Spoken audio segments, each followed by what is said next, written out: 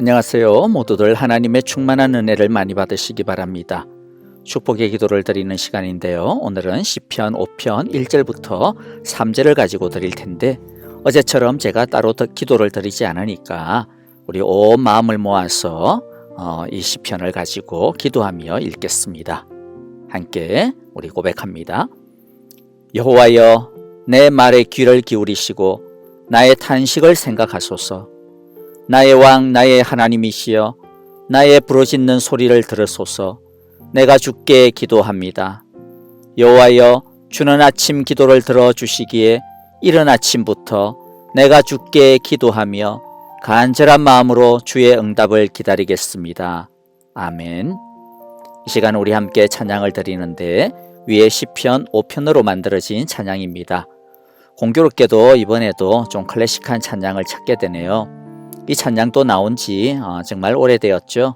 요즘에 세련된 음색과는 좀 느낌이 색다른 당시 대학생들의 풋풋한 영성이 물씬 묻어나오는 그러한 찬양입니다. 3분도 채 안 되는 짧은 찬양입니다만은 우리 함께 다윗의 간절한 고백과 같은 마음을 모아서 하나님 앞에 올려드리겠습니다. 우리 다 함께 찬양 드리겠습니다.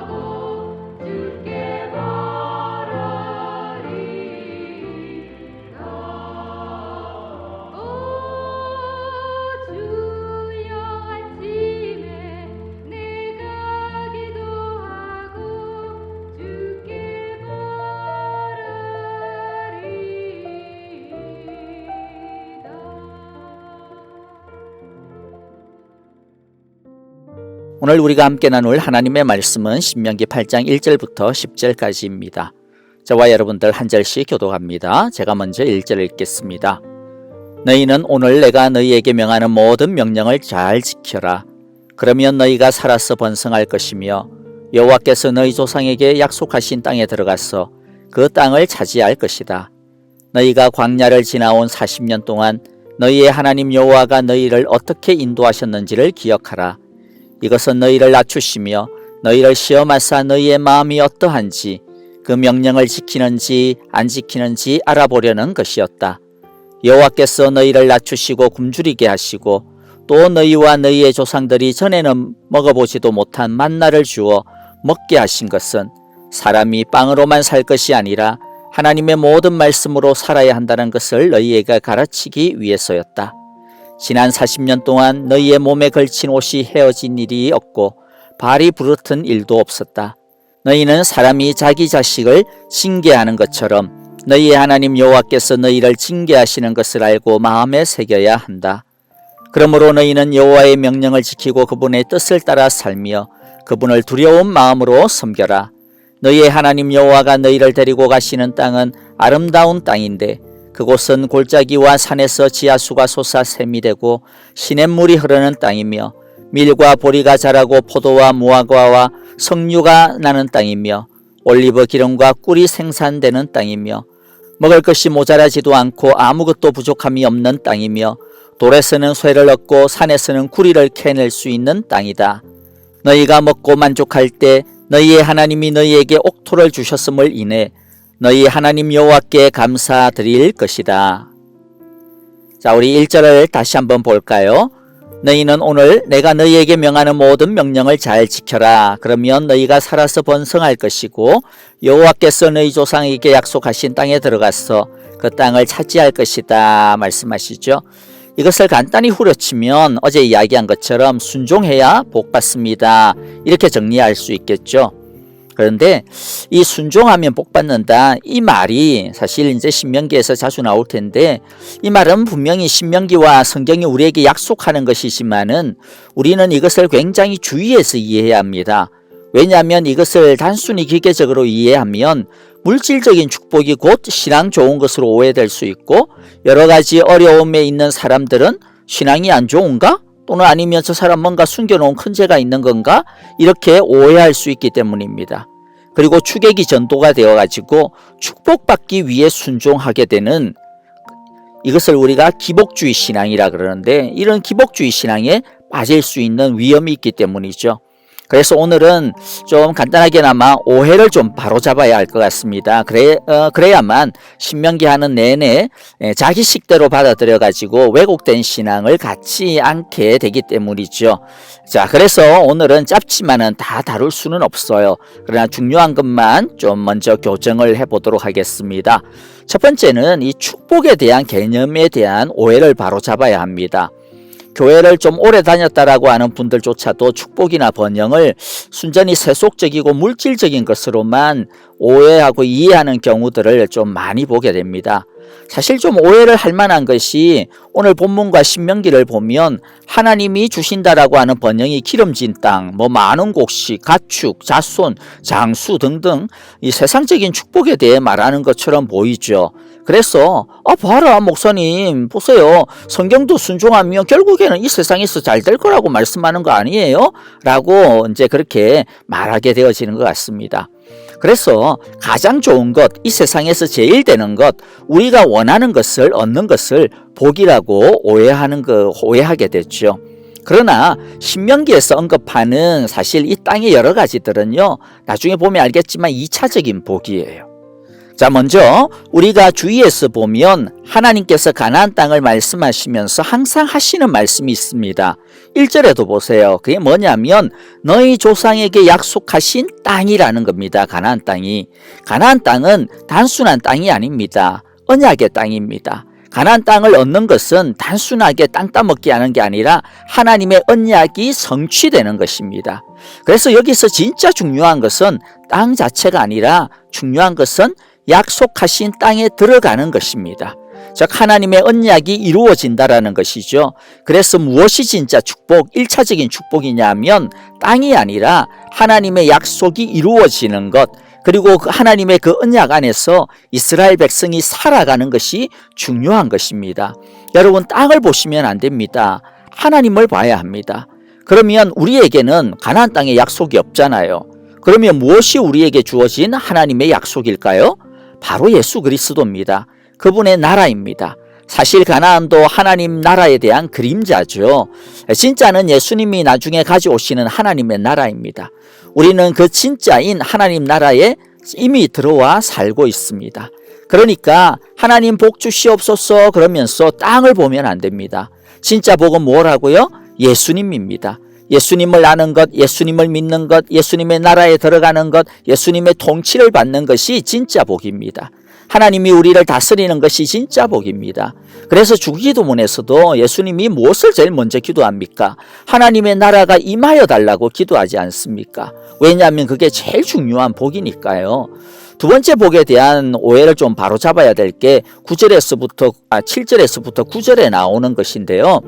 즉 가나안 땅에서 얻는 풍성한 곡식이나 기름, 과일, 가축, 자손, 장수 등등 이런 것에 너무 집중해서 이런 것이 마치 복의 대명사처럼 받아들이는 오해입니다. 먼저 앞부분에서 논의했던 것을 다시 좀 기억을 해주세요. 간단히 말하면 이것들은 2차적인 복, 축복이라고 했습니다. 무슨 말이냐면 이런 것들은 가나안 땅에 하나님과 잘 살면, 즉 하나님의 이 통치 아래서 잘 살면 자연스럽게 따라 나오는 결과물이라는 것이죠. 목표가 아닙니다.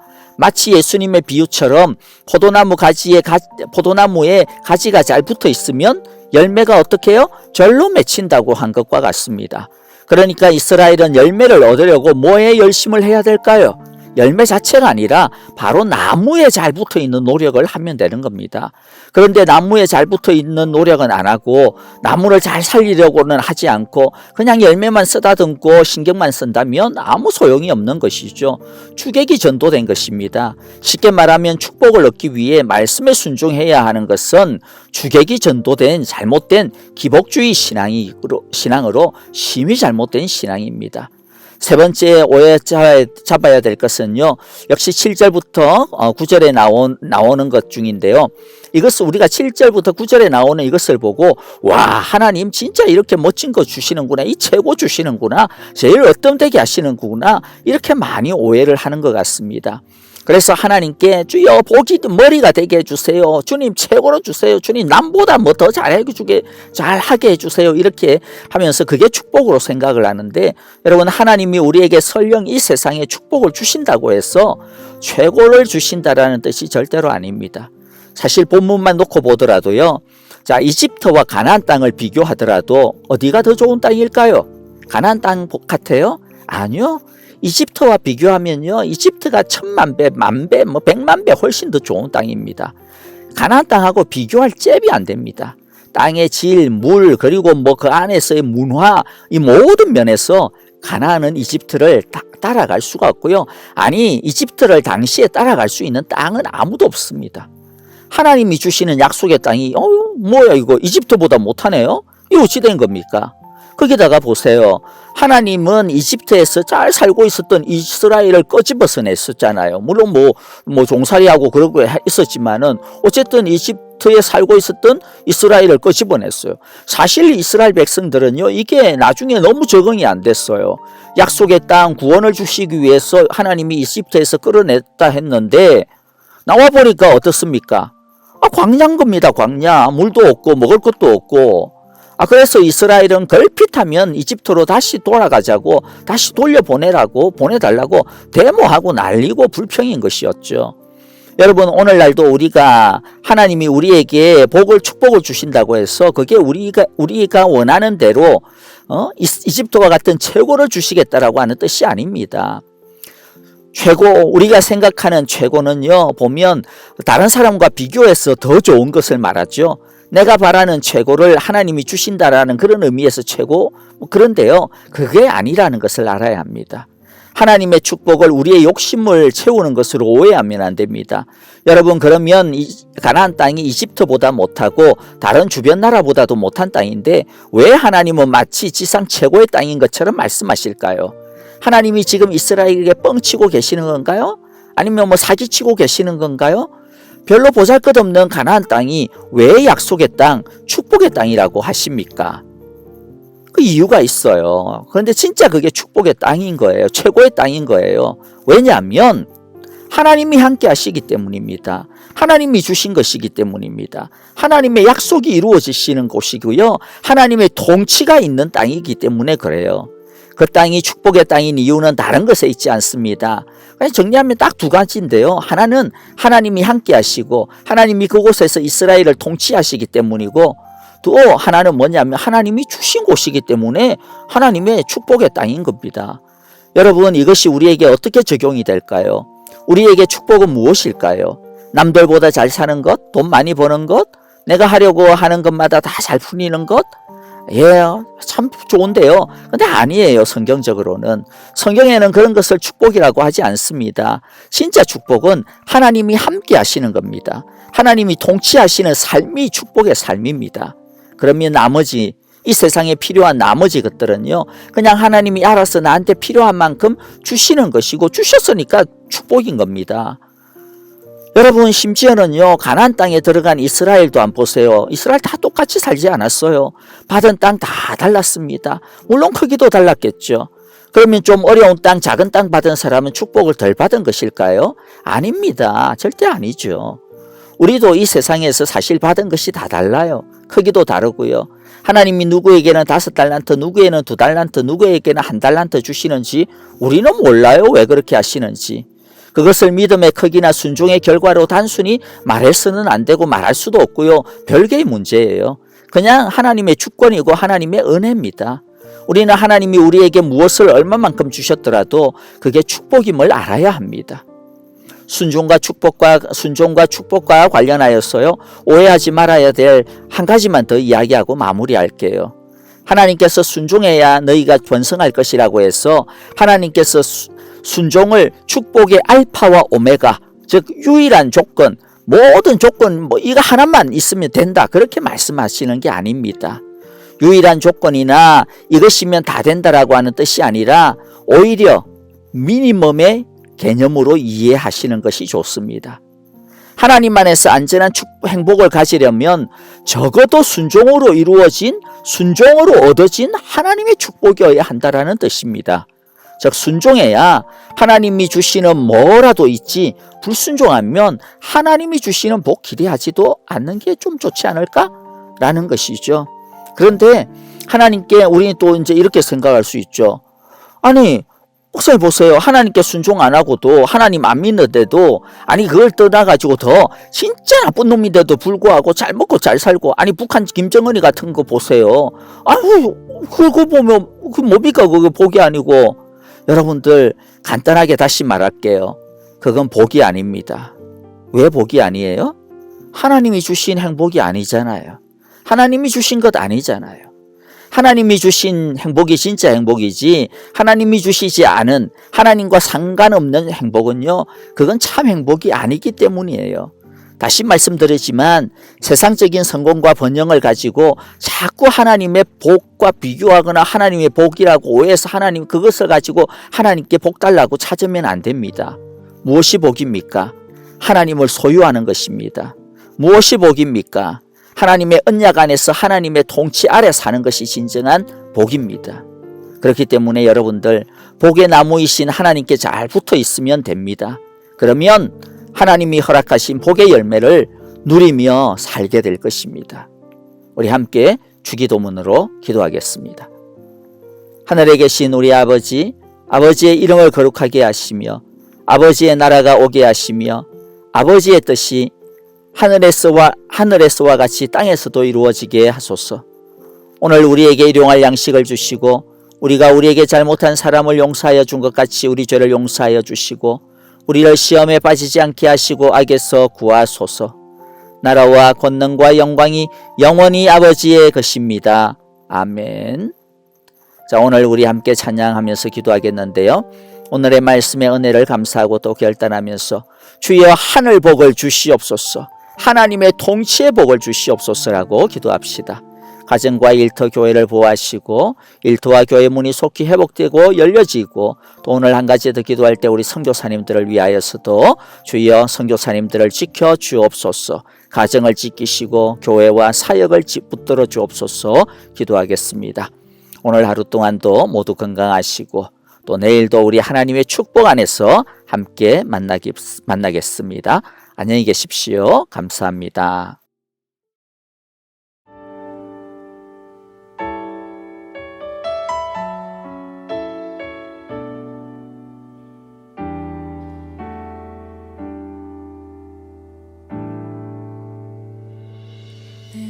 곳에